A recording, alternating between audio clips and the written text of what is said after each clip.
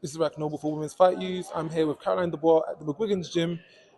How you doing? I'm very well, thank you. How you doing? I'm doing good. I see you've been training. See you keeping well. Thank you, thank you. Been training all the time, obviously. Barely taking a week out the gym and just been busy, training. So it'll be very nice for me to finally get in the ring and put on a good performance. I see that you was working with those mitts with Shane. Look like a bit unique training methods. Using your shoulders, getting your rolls and getting your slips in. Yeah. Tell us a bit about that. Definitely, it's been something that I always do. I'm a very reactive fighter.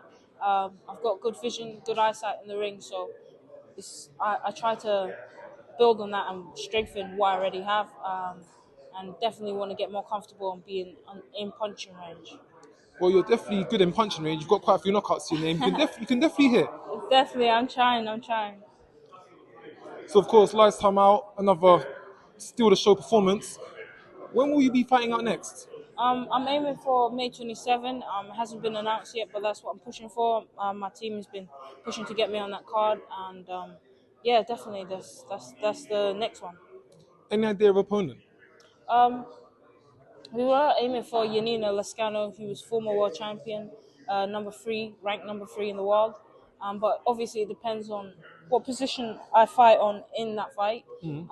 But definitely, we'll be looking forward to getting her sometime. Do you reckon that'll be for a title? I'm actually not sure. That's actually a good shout, but I don't think so, no. And of course, in your division, lightweight in the UK, Rhiannon Dixon, she's Yeah. the current Commonwealth champion at lightweight. I've seen online there's been a few things linking your names together. Yeah. Is that a fight that interests you at this point of your It career? definitely interests me, but from what I've seen in interviews and what she said, she definitely doesn't seem game or up for it. So I feel like we're definitely moving away in different paths and different parallel.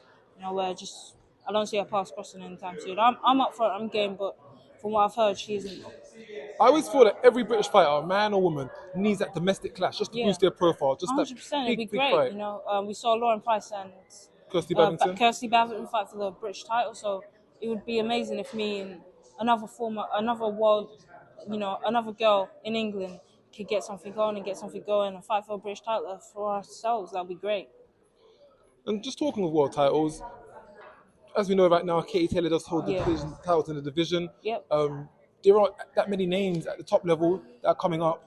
When do you see yourself fighting for world titles? When would you like to get in the ring for a world title? Next year. Next year. Hoping all goes to plan next year. Next year. Early next year, mid next year. That's the plan. I'm aiming for 5 fights this year. I've been very vocal. I want to move fast. Not.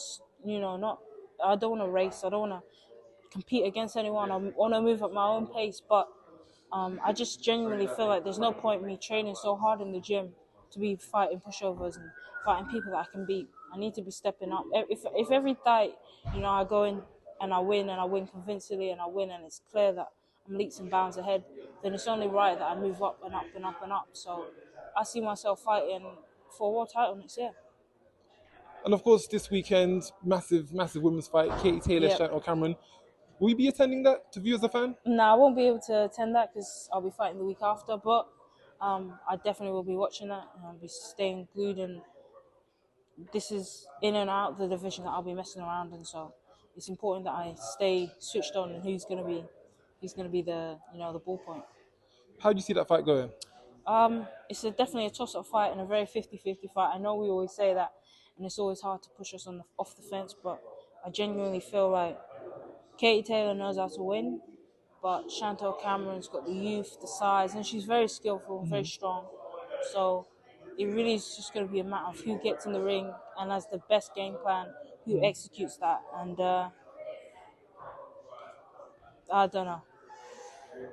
It's a tough one. Sometimes you can't help but sit on the very fence. tough. It's very tough. So of course, seeing this type of fight, seeing the Serrano Taylors, Yeah.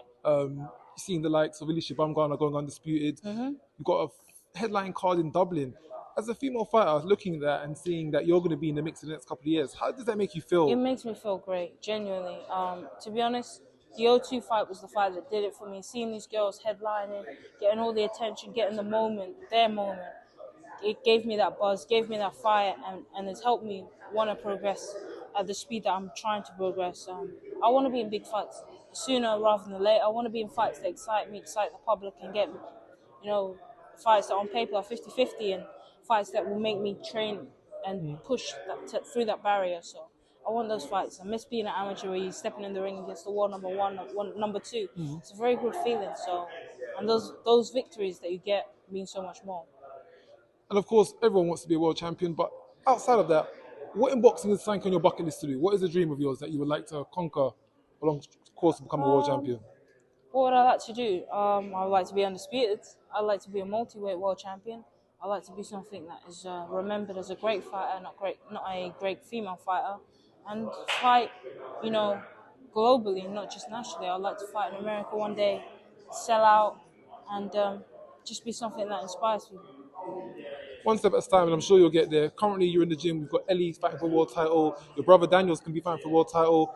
You're fighting on the undercard of Chris, who's fighting for a world title. So you're surrounded by a very, very good company at this point of time. Iron sharpens iron, and I'm surrounded by people that are showing me where I need to go and where I need to be, and I'm seeing how they train and conduct themselves, and it's giving me the motivation to do the same.